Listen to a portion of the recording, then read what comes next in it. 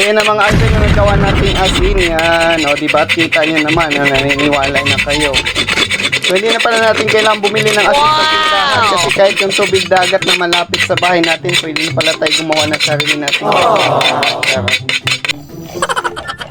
Hi mga idol, for today's video, dito tayo ngayon sa tabing dagat kasi nga kukuha tayo ng tubig dagat kasi marami ako nakikita sa social media na nakakagawa daw sila ng asin gamit ang tubig dagat. Kaya susubukan natin mga idol kung totoo ba talaga, kung legit ba talaga ko. Kaya ako magpapatunay sa inyo. Pag ako yung gagawa, maniwala kayo sa akin kasi nga papatunayan ko sa inyo kung legit ba talaga yung mga nakikita natin sa social media na nakakagawa sila ng asin na galing sa tubig dagat. Kaya ito na mga idol, meron akong dalang 1.5 dito.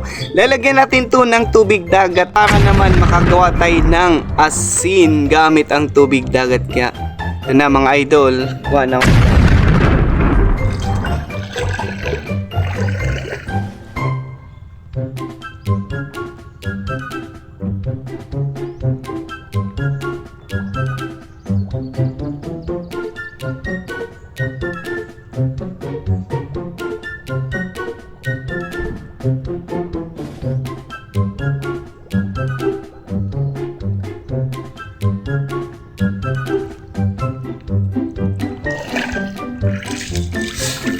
So ito na mga idol, dahil nga high tide ngayon, kaya hindi ako nahirapan kumuha ng tubig dagat dito lang malapit sa amin. Kaya ang gagawin natin, uwi na tayo sa amin kasi sobrang init na dito, nangingitim na ako, haha, charot. Kaya tara na idol, samahan niyo ako sa bahay.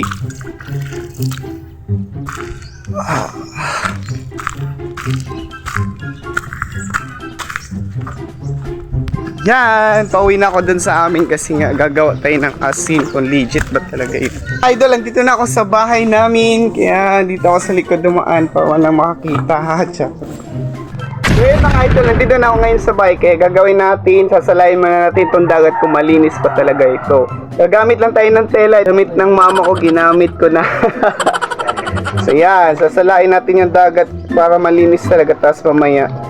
Okay. Isasalang na natin to. May water gasol namin. Yan. Diba?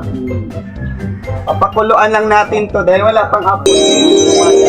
Ngayon mga idol, nakapag-magic na tayo ng apoy, diba? Yan yung mahiwagang kalan namin. So ngayon, papakuluin natin to hanggang sa magiging asin. Paano na natin to hanggang sa bumulo siya mga idol. Pag-antay kayo, huwag kayong atat, hahat.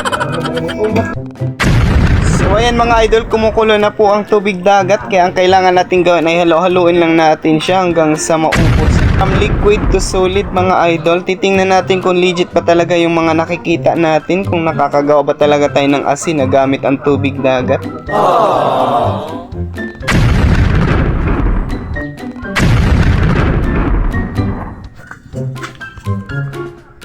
Mga idol na nagawa nating asin yan. O diba, kita nyo naman na naniniwala. Wow! So hindi na pala natin kailangan bumili ng asin sa tindahan kasi kahit yung tubig dagat na malapit sa bahay natin, pwede na pala tayo gumawa ng sarili nating asin. O tingnan nyo naman, oh, ang dami ko nagawang asin. Oh. Idol na nagawa nating asin, oh, diba? Oh. Tapos ito yung asin na binibili natin sa tindahan. So titikman natin kung anong lasa nito. Alat.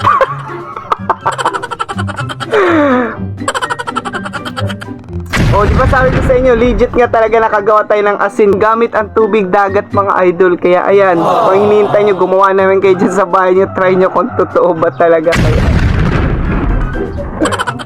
Hanggang dito na lang video na to. Kalimutan mag-like and follow sa aming Facebook page na TemBaby ko at mag-subscribe namin kayo sa aming YouTube channel na TemBaby ko. Babush, hanggang sa muli.